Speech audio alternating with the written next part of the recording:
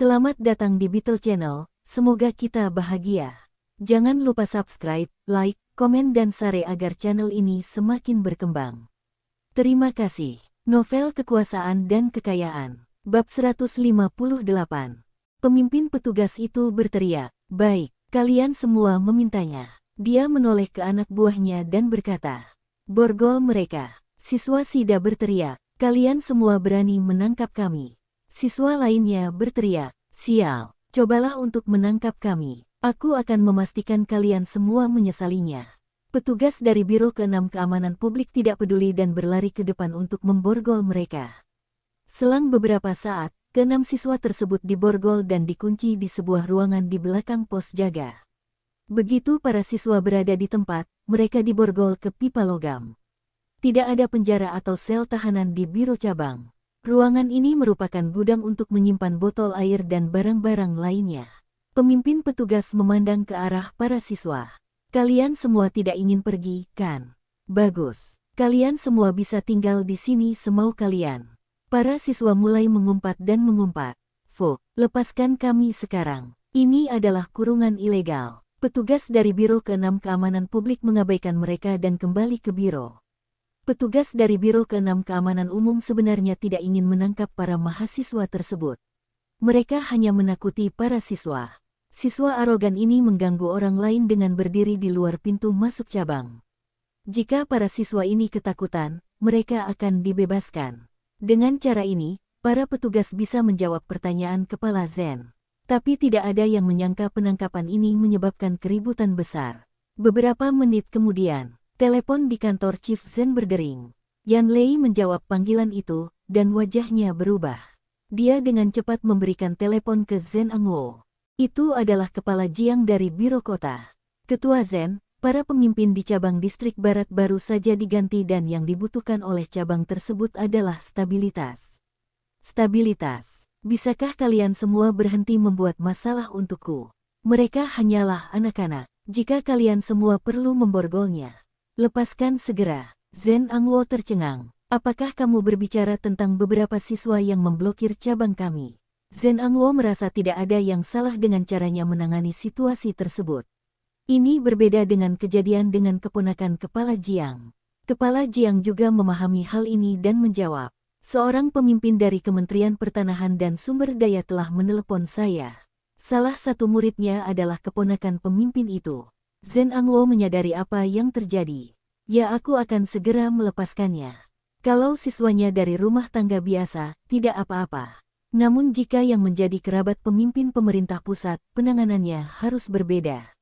Dia harus segera melepaskan mereka, karena ini akan berdampak pada banyak orang. Jika ini terus berlanjut, maka akan menjadi lebih serius." Setelah menutup telepon, Zen Angwo berteriak kepada Yan Lei, "Pergi ke Biro ke-6 dan suruh mereka segera melepaskan siswanya." Salah satu dari anak-anak itu adalah kerabat pemimpin pemerintah pusat.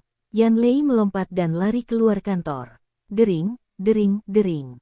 Telepon berdering lagi. Zen Angwo mengerutkan kening dan menjawab, "Halo, saya menelepon dari Kementerian Keuangan Kota. Saya dengar cabang Anda telah menangkap anak saya." "Ah, kejahatan apa yang dilakukan anak saya? Mengapa kamu menangkapnya?" Bagi yang berani mengaku menelepon dari Kementerian Keuangan DKI, pasti berpangkat tinggi. Orang ini setidaknya harus menjadi wakil kepala atau salah satu kepala departemen. Di ujung yang lain, Suyan menerima telepon dari mantan teman sekelasnya di sekolah pesta. "Kepala Su, saya Liu Tua dari kantor audit. Mengapa cabangmu ditangkap, keponakanku? Kudengar dia bahkan diborgol. Dia hanyalah seorang anak kecil. Bahkan jika dia melakukan kesalahan, tidak perlu menangkapnya seperti ini." Pada saat yang sama, Komisaris Politik Cheng Haimei menerima telepon dari seorang teman lamanya. "Saudari Cheng, saya mendengar cabang distrik barat telah menangkap putra bungsu sekretaris partai kami. Kelompok anak-anak itu memiliki dukungan yang kuat. Sebaiknya kau lepaskan mereka dan jangan membesar-besarkan masalah ini. Putra sekretaris partai saya masih baik-baik saja. Saya cukup dekat dengannya. Hanya itu yang bisa saya ceritakan kepada Anda. Sebaiknya kau lepaskan mereka sebelum terlambat." Panggilan telepon mulai masuk, dan semua orang di cabang panik. Dong Suebing, yang sedang merokok dan melihat dari jendela toilet, merasakan ada yang tidak beres. Petugas dari Biro ke-6 berlari kembali ke ruangan di belakang pos jaga. Dong Suebing bertanya-tanya apa yang terjadi ketika seseorang memasuki toilet. Dong Suebing melihat orang itu, dan itu adalah seseorang dari bagian politik. Dia menawarkan sebatang rokok kepadanya dan bertanya, "Apakah terjadi sesuatu?" "Oh, terima kasih, Ketua Dong." Pria itu menerima rokok itu dan tersenyum lelah. "Tahun lalu merupakan tahun sial bagi cabang kami. Tapi untungnya, Anda ada di sekitar, dan kami berhasil melarikan diri tanpa cedera. Saya pikir tahun ini akan lebih baik, tapi kami mendapat masalah lagi." Para siswa di luar dekat pintu masuk memiliki latar belakang keluarga yang kuat. Mereka bisa jadi adalah kerabat dari seorang kepala biro atau anak dari seorang wakil kepala daerah. Menghela nafas, wakil ketuaku masih memantau situasi di luar melalui jendelanya. Jika kejadian ini tidak ditangani dengan baik, cabang akan mendapat masalah besar. Dong Suebing tidak bisa berkata-kata. Dia berbalik dan melihat ruangan kecil itu melalui jendela toilet.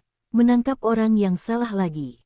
Petugas dari Biro ke-6 telah memasuki ruangan. Pemimpin petugas merasa lega karena dia tidak memukul siswa tersebut. Jika tidak, dia akan mendapat masalah yang lebih besar. Dia memandang para siswa. "Baiklah, kalian semua bisa kembali sekarang." Dia menoleh ke petugas lainnya. "Lepaskan mereka." Petugas lainnya mengambil kunci dan berjalan mendekat. Siswa SMP nomor 15 itu meledak. "Kembali, sial. Kalian semua adalah orang-orang yang menangkap kami. Kamu ingin aku kembali sekarang?" Siswa tampan itu memegang borgolnya erat-erat. "Kakak beradik, jangan biarkan mereka melepaskan borgolnya. Ini buktinya. Jika mereka tidak dapat memberi kami penjelasan yang baik, kami tidak akan kembali." "Itu benar. Kami tidak akan kembali, sial." Siswa dari Sida mendorong petugas yang mencoba melepaskan borgolnya. Dia memegang pergelangan tangannya. "Mengapa kalian semua menangkap kami? Apakah berjalan di jalanan merupakan kejahatan?" Siswa lainnya pun mengikuti dan mencegah petugas melepaskan borgol. "Saya akan menunggu ayah saya datang. Aku tidak akan membiarkan kalian semua pergi begitu saja." "Itu benar. Pamanku sedang dalam perjalanan ke sini. Saya ingin menunjukkan kepada paman saya bagaimana Anda semua memperlakukan kami." Beberapa siswa duduk di atas botol dispenser air dan menolak untuk pergi. Masalah ini sudah di luar kendali. Kantor Kepala Zen. Setelah menerima panggilan telepon dari mantan teman sekelasnya, Suyan bergegas ke kantor Zen Angwo. Beberapa saat kemudian, Cheng Haimei dan Kepala Bagian Politik Pang Bin juga tiba. Orang tua siswa tersebut pasti sudah mendapatkan koneksi untuk menghubungi mereka. Yan Lei adalah satu-satunya orang yang bukan pemimpin di kantor itu. Ini seperti pertemuan darurat. Ini benar-benar pertemuan darurat, karena banyak pimpinan dari pemerintah kota dan pusat yang terlibat. Zen Angwo tahu mengapa para pemimpin datang mencarinya. "Saya telah meminta Biro ke-6 untuk membebaskan mereka."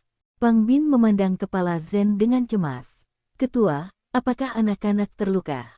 Zen Angwo menjawab, "Tidak, yang ada hanya di borgol." Cheng Haimei, Suyan, dan para pemimpin lainnya merasa lega mendengarnya. Jika anak-anak terluka, tidak ada cara untuk menyelesaikan kejadian ini. Tok, tok, tok. Direktur Jian dari Biro ke-6 memasuki kantor, diikuti oleh seorang petugas tua. Dialah yang memimpin tim untuk melepas para siswa. Kepala Zen memandang mereka. "Apakah mereka sudah pergi?" Petugas tua itu menyeka keringatnya dan menjawab, "Saya membawa orang-orang saya ke sini, tetapi anak-anak itu menolak untuk pergi. Mereka meminta penjelasan dari kami. Mereka ingin tahu alasan kami menangkap mereka.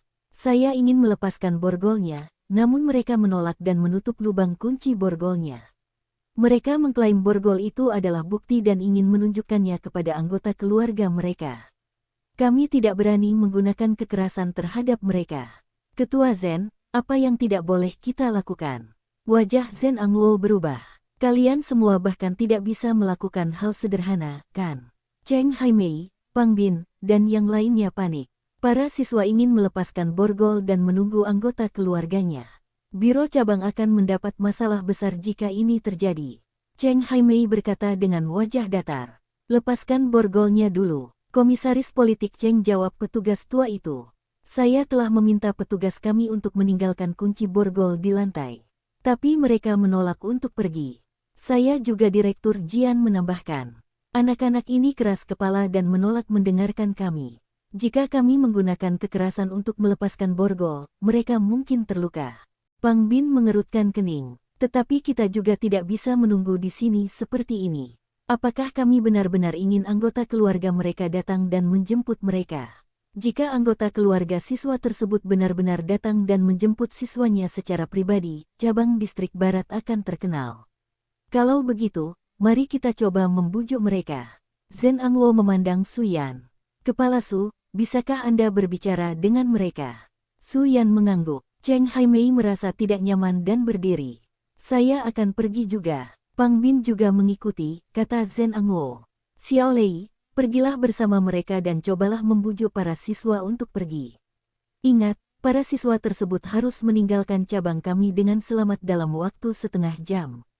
Juga, pastikan tidak ada orang yang bersikap kasar terhadap mereka. Setelah Yan Lei pergi, Zhen Angwo mengusap pelipisnya. Saat dia di cabang investigasi, dia juga sangat sibuk. Kasus-kasus baru ditempatkan di mejanya hampir setiap jam.